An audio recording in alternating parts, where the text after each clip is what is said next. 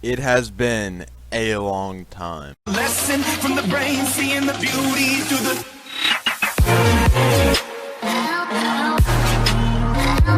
What's up, YouTube? Welcome back to another video. And today, wow, like I said in the intro, it's been a long time. I have been gone for about a week now in Florida. I did try and make it to Daytona. Got there, bought this hat, bought these die casts. If y'all want to see them there. I mean, they're straightforward die casts, nothing too big.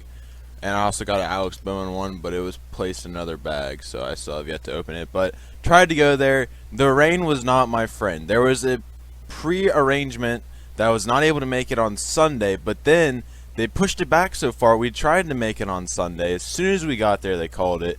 And then it's like 5 minutes later, it was sunny. I don't blame NASCAR for calling it, but it was kind of bittersweet. Anyway, so that is that's over. I am back. There is a possible chance that I'm going to go to Kentucky. If I do, I will make sure to try and vlog it. I was going to try and vlog Daytona. We got there about 20 minutes into kind of walking around the fan section, or I don't know if it's really considered a fan section. I don't go to many NASCAR races, so but kind of walking around the haulers with all the stuff that I bought, and we went to like a Coca-Cola area.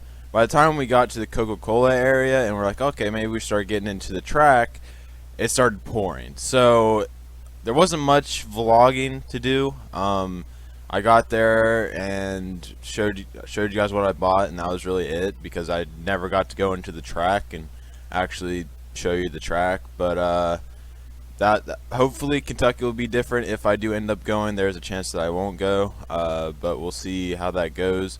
And Bristol is another possibility, but it'll be either Bristol or Kentucky, or maybe neither. I don't know. It just depends on how money falls through, because going to NASCAR race is not cheap in the slightest. Yeah, so anyways, that's really all I got for that. And today we're going to be talking about NASCAR 84 and everything we know about it, because I literally skipped the entire NASCAR 84 release stuff or announced stuff, and we got to catch up. Thank you guys for 50 subscribers. Make sure you hit the subscribe button. We are halfway to 100. Thank you guys so much for 50 subs, and let's get right into the video. So this is the NASCAR Heat 4 cover, the standard edition. We'll get into the gold edition or legend edition. I don't know what it's called. I'm getting it mixed up with 2K here, but this is the cover. I don't think it's a bad cover. I think it's a pretty good cover. It just resembles a lot of last season's cover, so it just kind of has come off to bland to me. It's not a terrible color or cover, and I actually like it more than the gold edition, and that's probably want to make people mad. This is the cover for the legend edition, gold edition, whatever the hell it's called, with Jeff Gordon, and I do not like this cover one bit. I'm just gonna say it. I'm sure a lot of people like it. To me, it just looks like a fan-made cover, and actually when I first saw it, I thought it was a fan-made cover.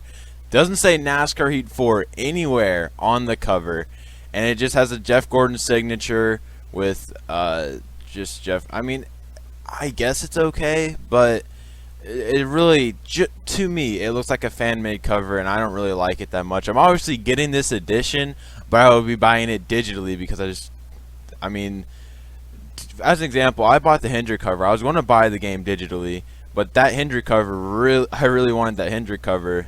Therefore, I bought the physical copy. Same with 2K20 this year. I really like that Dwayne Wade cover. Therefore, I want to buy that Dwayne Wade cover. But this one, neither one really catched my eye. And obviously, I want to get the Legend Edition or Gold Edition, whatever the hell it's called. So I'm just going to buy that digitally. But anyway, so I don't really like it. I would probably rate it a 5 out of 10. I mean, you can tell they put effort into it.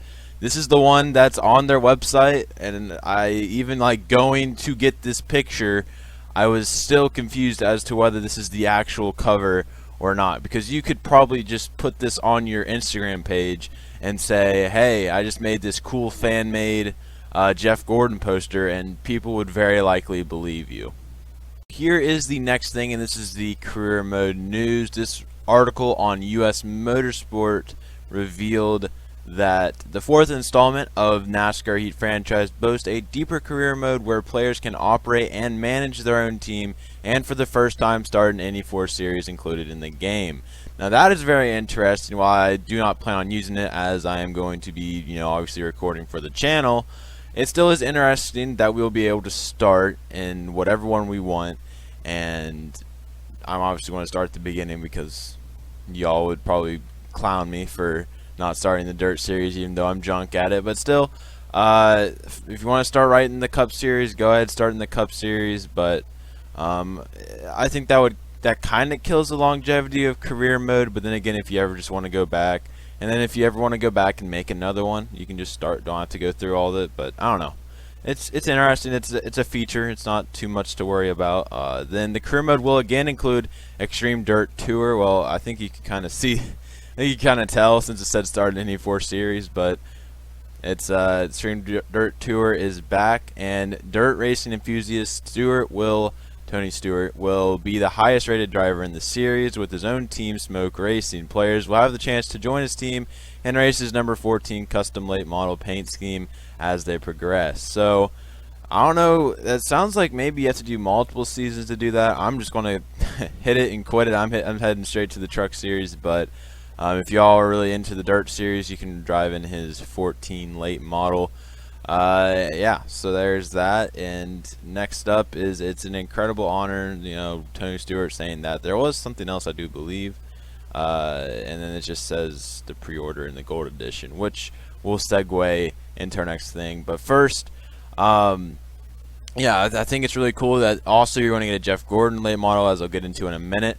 But they are, I like this, they are starting to incorporate former NASCAR drivers, which I think could segue future, it could bring in future changes where maybe we can, kind of like it. I mean, it's not as easy as 2K, but in 2K, you can play with historic teams. Maybe you'll be able to drive historic cars. But that's just me. Anyways, let's get into what the Gold Edition brings. On their website, this is also some other stuff. New graphics and sound, new features, track map, unlockable paint schemes, and control options, and enhancing career mode. Competitive smarter AI, they say that every year. They haven't really gotten, I mean, they've improved, don't get me wrong, but haven't massively improved. Multiple race lines, though, which is something I'll get into in a little bit. NASCAR Esports, which is something I'm pretty sure was already in there. $50 NASCAR race ticket. I am definitely using that this year. Drafting, I think drafting's been in there for a while, but new graphics and sounds, something that also to be excited about. But if we scroll down here, here's the Gold Edition. Beautiful Steelbook Gold taste. I will not be getting that because I'm pre-ordering it on Xbox. But we will get exclusive access to a Jeff Gordon Legend car, 3-day head start, access to the game, race on Martinsville night. I don't know why they really made that an exclusive. I mean, okay. I'll definitely use it, but it's not like I'm, oh, wow. But then we also get the 2019 DLC pass. One thing that I would assume, since it's not obviously on here, is that we don't get the 2020 update for free. Which actually I was under the impression that we did, but I don't usually buy the new season. I didn't buy 2019, nor did I buy.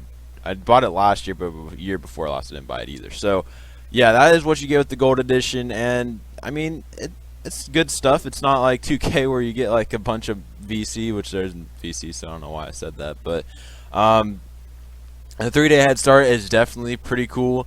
The Martinsville night race is awesome. Is that a thing this year? That's not until next year, so I guess that's why it's so exclusive.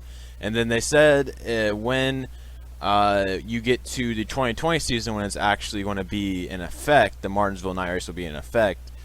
You'll be able to use it online, but you will not be able to use it online. It's just offline, which kind of kills the vibe, but it's whatever. Also, that Jeff Gordon Legend car, pretty cool.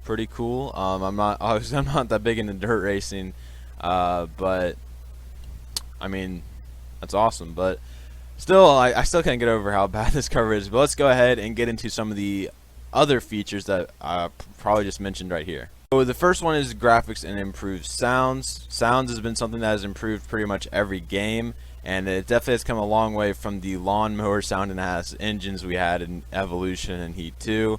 But still, I mean, it's a pretty good. It's a nice feature. We'll see how improved they are. At what you will. If you see graphics improvements, let me know. But I didn't see much graphics improvements in my opinion. New features, track map, unlockable paint schemes, control options, enhanced career mode. I know track map has been something that IDK players have been asking for a while now. I've been pretty much behind them on that. That's been it's going to be a pretty cool feature, and I'm going to show you a trailer with that in it in just a second. But unlockable paint schemes, I don't know if that means maybe like you can unlock an old Dale scheme for Alex Bowman, or just unlock a regular or a really rare scheme for Alex Bowman. I don't know. That's just the first one that came to my mind. I don't know how that's going to work.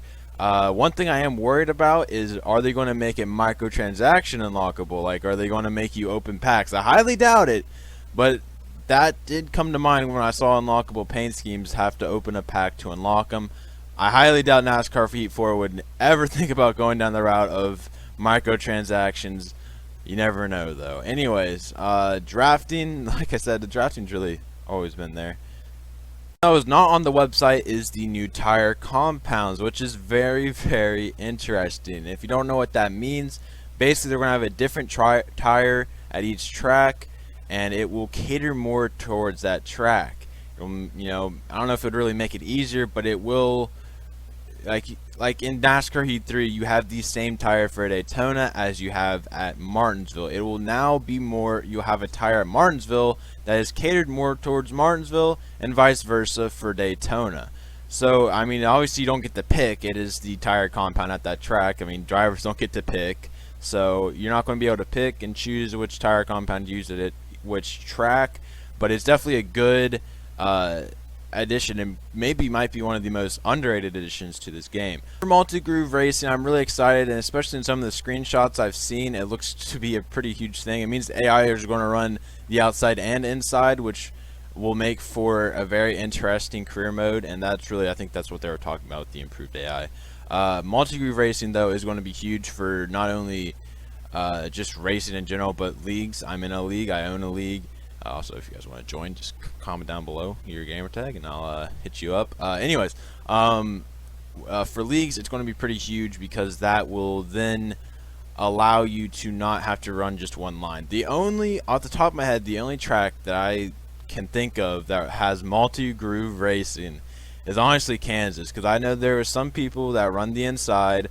I am personally an outside driver, and Kansas is probably my favorite track to race at, because it's a multi-groove track in the game. It's really the only one in the game. I can't think. Bristol, some people are able to make the inside work or the outside, but other than that, there's not really that many multi-groove tracks in the game. Could not find a screenshot.